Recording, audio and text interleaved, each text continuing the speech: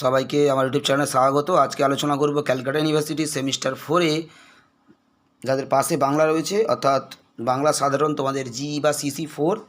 তোমাদের পেপারটার নাম হলো বাংলা কথা সাহিত্য এবং প্রবন্ধ। এই পেপার থেকে আমি সাজেশন অনেক দিন আগেই করে দিয়েছি। যারা এখনও পর্যন্ত দেখোনি, চ্যানেলে প্লে লিস্ট রয়েছে সেমিস্টার 4-এর, তোমরা সেখানে চেক করলেই তোমরা খুঁজে পেয়ে যাবে সাজেশানের ভিডিও, এবং সেই সাজেশান অনুসারে তোমাদের অনেকগুলো প্রশ্নের উত্তর আমি দিয়েছি।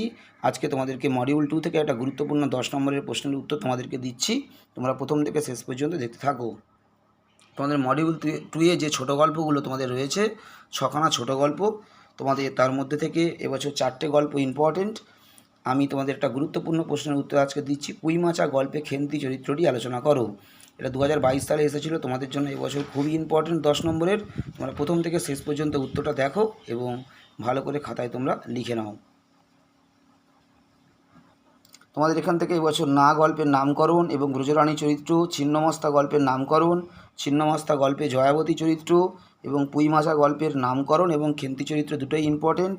এছাড়া অশ্বমেধের ঘোড়া গল্পে যুগ যন্ত্রণার যে চিত্র ফুটে উঠেছে তার আলোচনা করো। এই প্রশ্নগুলো তোমরা এবছর মডিউল 2 থেকে, অর্থাৎ ছোটো গল্প থেকে ভালো করে তোমরা প্রিপারেশান নিও। এই প্রশ্নগুলো তোমাদের জন্য এবছর ইম্পর্টেন্ট রয়েছে। এবং তোমাদের পল্লী সমাজ উপন্যাস থেকে নামকরণ, রমা রমেশের প্রেমের জটিল সম্পর্ক এবং রমেশ চরিত্র, রমা চরিত্র, তোমরা এইগুলো ভালো করে প্র্যাকটিস করবে ওখান থেকে।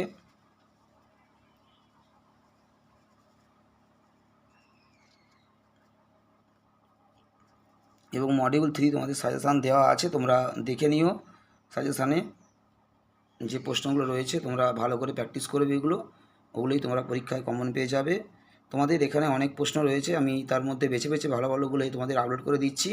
তোমাদের যাদের বাংলা CC4 অর্থাৎ বেঙ্গলি CC4 তোমাদের যাদের রয়েছে, তোমাদের যে প্রশ্নের উত্তরের প্রয়োজন হবে তোমরা কমেন্টে জানাবে, আমি অবশ্যই আপলোড করে দেব।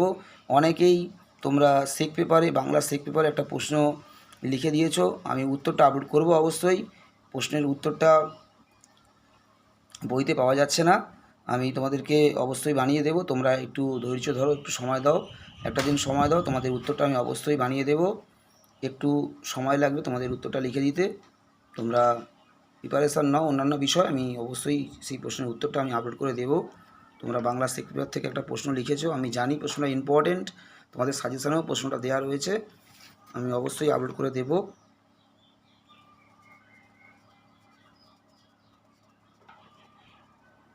তোমাদেরকে যে প্রশ্নের উত্তরগুলো দিচ্ছি তোমরা ভালো করে এগুলো প্রিপারেশান নাও এখন থেকে, এবং তোমাদের যে প্রশ্নের উত্তরটা প্রয়োজন হবে অবশ্যই তোমরা কমেন্টে জানাবে, আমি অবশ্যই আপলোড করে দেব।